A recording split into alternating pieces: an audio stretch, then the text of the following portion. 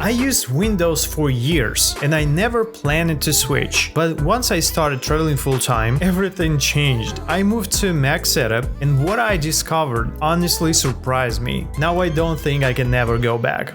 So I used Windows my whole life. I had Windows PCs, I had Windows laptops, I worked there, I play games there, and I ended up with a custom PC I built for myself, which was like maybe 5 or maybe 6 years ago. I don't remember exactly, but CPU was Ryzen 5 and GPU was AMD 580 or something, and also it has 16 gigabytes of RAM. It was pretty cheap and powerful setup, so I can play every AAA games on ultra settings without problems. The whole cost of this setup, including display, keyboard and mouse, was around $600, but the size of this PC was enormous. So I worked with this PC for about 5 years straight. Maybe in the present day it still handles something, but me and my wife decided to start full-time traveling, and I needed to get rid of this PC setup because obviously I cannot carry it with me. So I needed something compact, something reliable. I needed something that just works anywhere, not something I have to fix. And here comes my Apple transition story.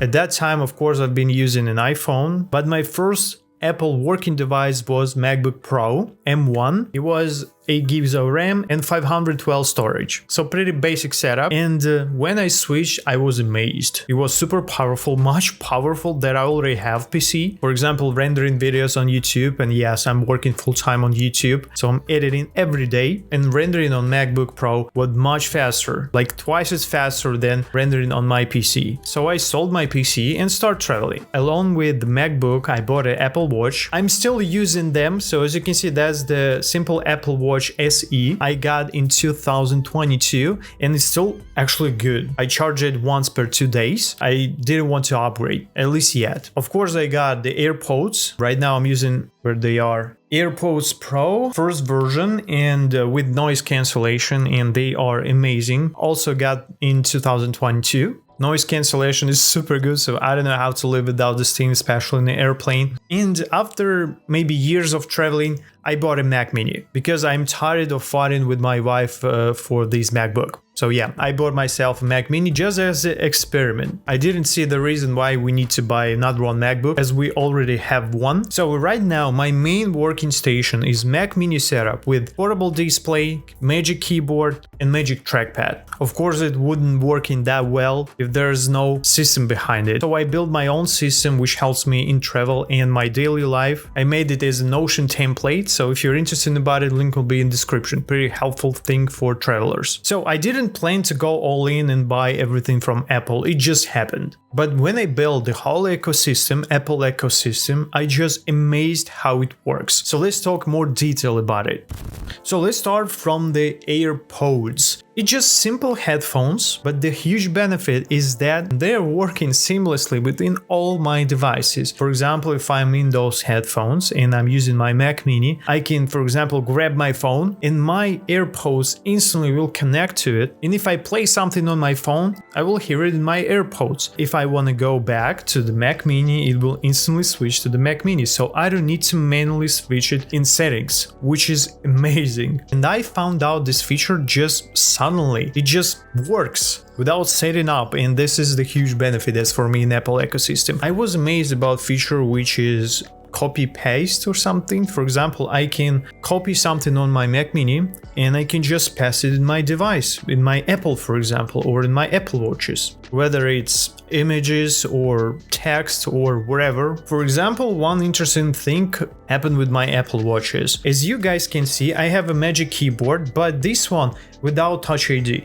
You may ask why I did that. How can I unlock my Mac Mini? Do I have to type my password every time? No, you don't have, because I have Apple Watches which instantly automatically unlocks any device I have. For example, if I have locked my iPhone, I can just automatically unlock it, or I can instantly unlock my Mac Mini. without doing anything, and this is crazy. So I simply don't need Touch ID keyboard. It's just simple. I know it saves so much time for you. It's just pleasure to use it. But of course, that's not all. For example, we have iPhone mirroring. That's the new feature, came maybe past year or something, which actually lets you to use your iPhone through your Mac Mini. For example, you can see notifications. For example, you can use some code apps and copy them from the iPhone itself without using it. So the synchronization, as you can see, is crazy. For example, if I have a notification delivery or something like that, I instantly can see it on my Mac Mini. As we're talking about Safari, it actually super cool browser is for me. So I switched from Google Chrome. Yeah, it might sound crazy, but actually Safari works much better for me because it's much faster. It doesn't drain your RAM. It has so much cool built-in features. For example, I can use the same password app. For example, I can use Safari on my Mac Mini and I can continue using it on my iPhone or iPad. And my favorite feature in the whole Apple ecosystem is native apps. For example, let's talk about Apple Notes. I'm using Apple Notes every day.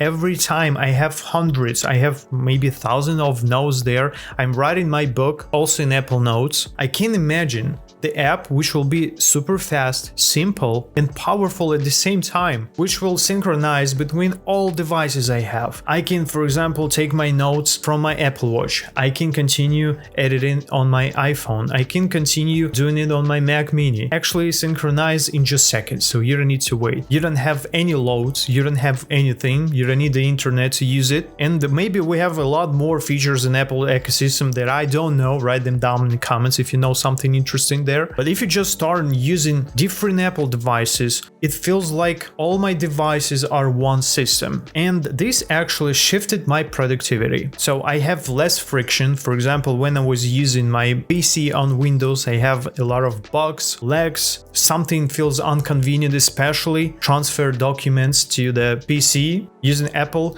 ecosystem, you can just use AirDrop and just transfer files, huge files in just seconds. Not just between your devices, you can, for example, send it on other Apple devices. Very huge features for me. And I can just focus more on my work without distractions on some notifications or ads or something on Windows might happen every time. Using Apple ecosystem, it's not faster because of specs. It's faster because nothing slows you down. And if you're a creative person, it actually matters a lot.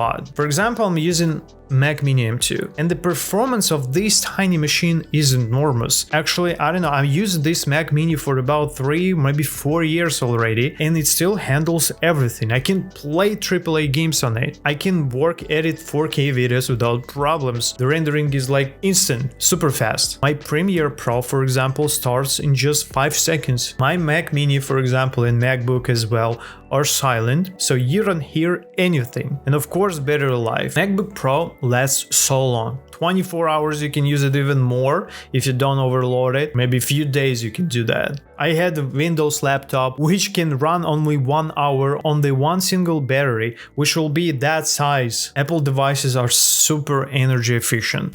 Of course, it has downsides. Yes, that expensive. Apple devices are premium product, so you'll get super high quality materials, good designs, comfort to use it. Recently, I was in the mall and I ended up in the section with some tech devices such as laptops or something like that, and I was curious to test Windows laptops. So I found a few Windows laptops which cost like $2,000, which had a lot of stickers on it. So I just tested the trackpad. If you will press the trackpad in the center, it will be okay. But if you will shift your finger, for example, in the corner of the trackpad, it just stops working. All those laptops which cost like $2,500, they made with plastic. Of course, it has limited upgrades. For example, while I use my Windows PC, I can upgrade anything I want. RAM, GPU, CPU, whatever you want. Using Mac Mini, for example, it's impossible to upgrade unless you will buy the new one. But that's for me. You can just customize when you will buy this thing and get everything you need. As for gaming on Apple devices, it's still weak. It's much better than previous years. Yes, you can play actually a lot of good stuff there. If you have Steam, you can play Cyberpunk, Resident Evil, a lot of stuff, and it will work actually super well, especially on the new chips like M4 and 5. I don't know, personal, but I think Mac Mini is okay for gaming for now. But I have a Steam Deck, so there's not a problem for me. I bought the Steam Deck just because I know I'm using Macs and I need the device to play on the go. You can watch my video about Steam Deck, why it's better than Switch on my channel. And of course it has less customization. So you can, for example, make your mouse click like fart. I think that's the huge downside. Maybe in the future we will have more possibilities to customize because every year we have more features to do that. But since the Apple ecosystem is locked, don't expect that you can customize every single thing in your devices. But to be honest, I'm using Apple devices for about maybe 5 years already, and I never needed it. Why Windows will be better? For example, if you like gaming. Okay, because we have all games made for PC. Just at the start, you can play whatever you want on PC, and you can build your PC specifically for gaming. Windows PC will be better if you need budget setup. You can find components which host chip, and later, for example, you can upgrade to more powerful components. I can't say about Windows laptop that thing because I think cheap laptops on Windows will be a scrap as hell. So if you want to get good Windows laptop, you have to spend a lot of money, but keep in mind that it's gonna be heavy, it's gonna be loud as hell, and the design will be like gaming chaos with RGB things and something like that. So I'm not a fan of this style. I prefer more minimal approach. If you need a full control of your system, of course Windows PC will be much better. You can control everything, but keep in mind that it's actually pretty easy to get some viruses or crypto miners, so you have to be aware of that. But you can customize whatever you want with this thing, and a lot of people choose the system just for this approach. And of course, if you have specific software needs, for example legacy software or software which just releases on Windows, or you like to play old games which you can play only without, of course, dancing on Windows itself. When I will stop traveling, will I switch to PC like I had before traveling? I think no. Maybe I will get Mac Mini M4 and 5 or whatever M chip will be in that time, because those silicon chips has much more performance. If I need gaming, I better buy console, and I already have a Steam Deck, so actually it's super enough for me. I can play whatever I want. So the PC setup I'm using right now will be listed in description, and don't forget to subscribe.